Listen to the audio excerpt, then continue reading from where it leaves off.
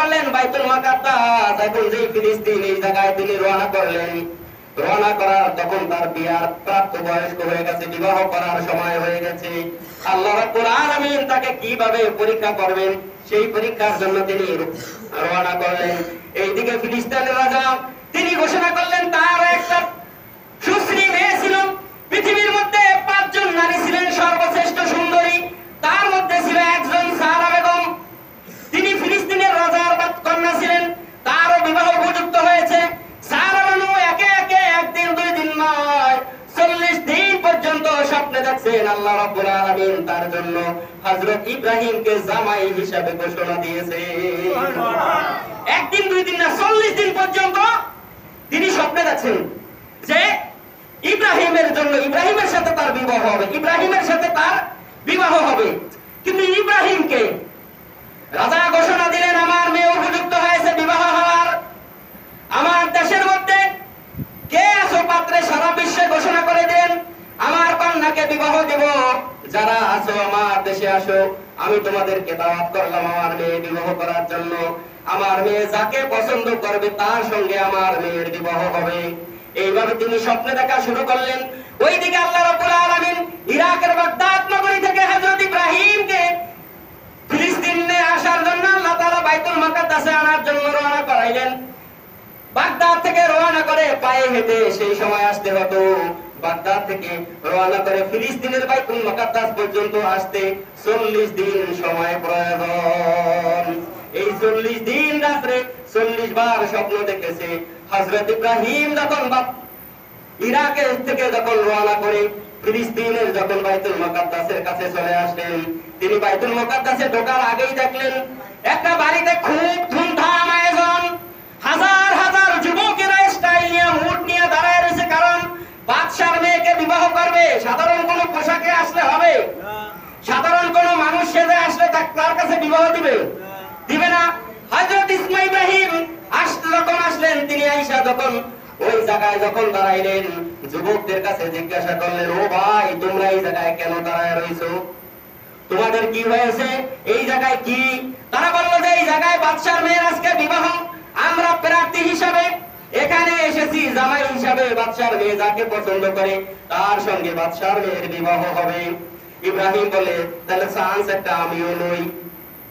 ইব্রাহিম আলাইহিস সালামের কাপড় চোপড় বেশি ভালো ছিল না, কারণ মরুভূমির পথ দিয়ে হাঁটতে হাঁটতে ধুলা বালিতে মাথার চুলগুলো উস্কো খুস্কো হয়ে গেছে, চেহারাটা উস্কো খুস্কো হয়ে গেছে, জামা কাপড়ে ধুলা বালি ময়লা ভরা। হযরত ইব্রাহিম যখন দাঁড়াইলেন বললেন তাহলে আমিও দাঁড়ায় যাই, কারণ ইব্রাহিম তার নিজের ইচ্ছায় দাঁড়ায় নাই, আল্লাহ রাব্বুল আলামিনের হুকুমে আল্লাহ ইব্রাহিমকে বাগদাদ থেকে আল্লাহ ফিলিস্তিনে নিয়ে এসেছেন।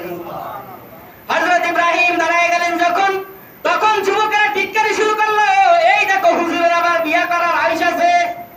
কি বলেন, কয় না হুজুর করে দেখলে টিটকারি করে না? কতক্ষণ না করে না? পরে হযরত ইব্রাহিম যখন দাঁড়ায় গেলেন, তখন যুবকেরা বলল আমরা হলাম রাজা বাদশার সন্তান, আমরা হইলাম মন্ত্রীদের সন্তান, জমিদারের সন্তান, আমাদের সামনে ও হুজুর তুমিও দাঁড়াইছো, বিবাহ করার খুব শখ।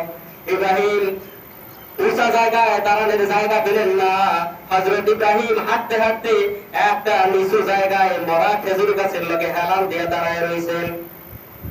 তিনি সারা বললেন আমার মনে হয় ও আমার বান্ধবীরা, যার অপেক্ষা আমি 40 দিন পর্যন্ত স্বপ্নে দেখেছি, সেই স্বপ্নের বালক বুঝি আজকে আমার বাড়িতে এসেছে। তোমরা আমাকে ভালো করে সাজিয়ে বুঝিয়ে দাও, আমি আমার স্বপ্ন পুরুষকে পাওয়ার জন্য বের হব ময়দানে। বান্ধবীরা সাদা গোজা দিলেন। বিবি সারা যখন বের হলেন তার পুত্রটি ঘোড়া নিয়া, ওই পুত্রটি ঘোড়া যার পায়ে চুমা দিবে তিনি হবেন হযরত সারার স্বামী। ঘোড়া 1 জন 2 জন করে যায়, সেই যুবকের সামনে দিয়ে ঘোড়া যায়, যুবক তো কাঁপতে কাঁপতে অস্থির, না বুঝি আমার পায়ে চুমা দেয় ঘোড়া, না জানি আমি আজকে ফিলিস্তিনের রাজা, অর্ধেক ফিলিস্তিনের বাদশাহী আমি পেয়ে যাব, আবার ফিলিস্তিনের রাজার মেয়েও পেয়ে যাব, আমার লাগুরকে পায়। এই চিন্তায় যখন যুবকেরা পেরেশান হয়ে রইলেন, 1 জন 2 জন 1 জন 2 জন করতে করতে যখন ঘোড়া যখন কারো পায়ে চুমা দেয় না, ঘোড়া কাউকে পছন্দ করে না, ঘোড়া আস্তে উপরে ওই যে নিচু জায়গা খেজুর গাছের লগে হেলান দেওয়া ইব্রাহিম দাঁড়ালো, ওই জায়গায় যাইয়া ইব্রাহিমের পায়ের মধ্যে চুমা দিয়ে বসলেন। পুরা ময়দানে জাহর উঠে গেল, মিছিল উঠে গেল, হুজুরের কপাল খুলে গেছে, হুজুরের ভাগ্য খুলে গেছে। হুজুরের ভাগ্য খুলছে কি দুনিয়ার মানুষের আল্লাহ, কারণ হুজুরদের কপাল এমনিই ভালো, বেতন কম হলেও আল্লাহ তাআলা ভালো মানুষের চাইতে পোশাক আদি ভালোই পরায়, ভালোই খাওয়ায়। খাওয়ায় কে? কারণ খাওয়ানোর মালিক আল্লাহ।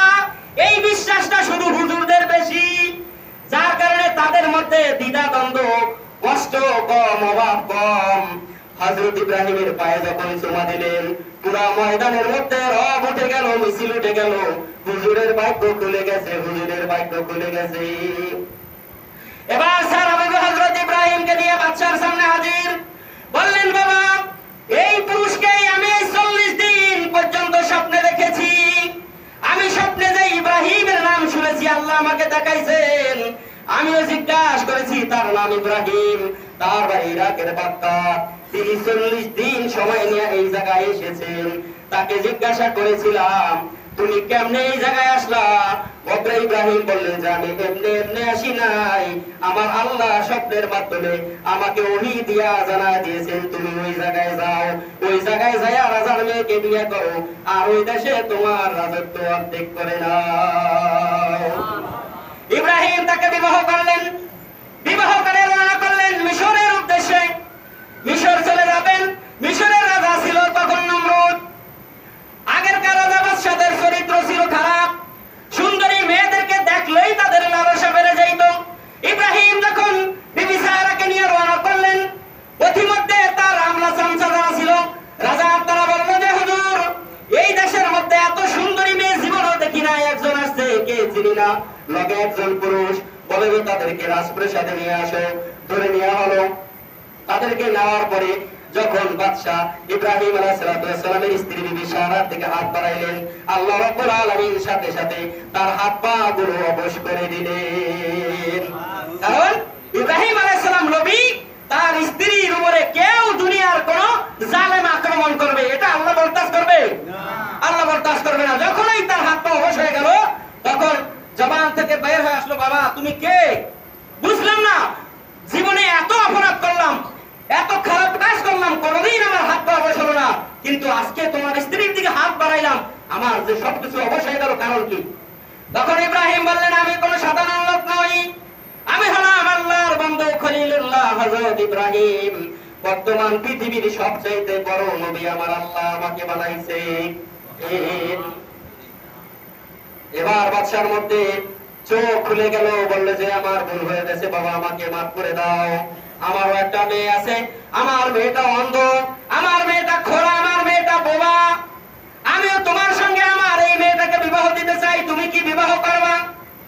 অন্ধ বলছেন, অন্ধ বলছেন না, মানে দুই চোখ নাই এই অন্ধ, এই অন্ধ নয়, এই দুই চোখ দিয়া বাহিরের কোনদিন আলো বাতাস দেখে নাই, এই পাও দিয়া কোনদিন বাহিরের রং তামাশা করার জন্য বের হয় নাই, এই হাত দিয়া কোনদিন কোন মানুষকে অন্যায় ভাবে অপরাধ করে নাই। এই জন্য বাদশা বলছেন এই অবস্থা আমার মেয়েটার, তুমি যদি বিবাহ করো করতে পারো। ইব্রাহিম বললেন আমি যেহেতু এক রাজার মেয়ে বিবাহ করেছি, আর এক রাজার মেয়ে বিবাহ করলে খারাপ কি, সমস্যা কি? তিনি বললেন ঠিক আছে করব, তবে তোমার দেশে আমি থাকবো না, আমার স্ত্রীকে নিয়ে আমাকে আমার গন্তব্যে যেতে দিতে হবে। কারণ আমার আল্লাহ চাইতেছেন আমার ইব্রাহিমকে আমি ফিলিস্তিনে কিংবা মিশরে বা সিরিয়া ইরাকে আমি রাখবো না, আমি নিয়ে যাব আখেরি জামানার নবী মুহাম্মদুর রাসূলুল্লাহ এবং তার উম্মতদের জন্য যেই কিবলা আমার আল্লাহ বানাইছেন, ওই কিবলাকে সংরক্ষণ করার জন্য আমার আল্লাহ কাবা ঘরে তাকে নিয়ে আসবেন, কাবা ঘর নির্মাণ করার জন্য। এই জন্য আল্লাহ তাকে ঠিক ওই জায়গায় আরেকটা বিবাহ করাইয়া তাদেরকে নিয়ে আল্লাহ রাব্বুল আলামিন কাবার চত্বরে পৌঁছায় দিলেন।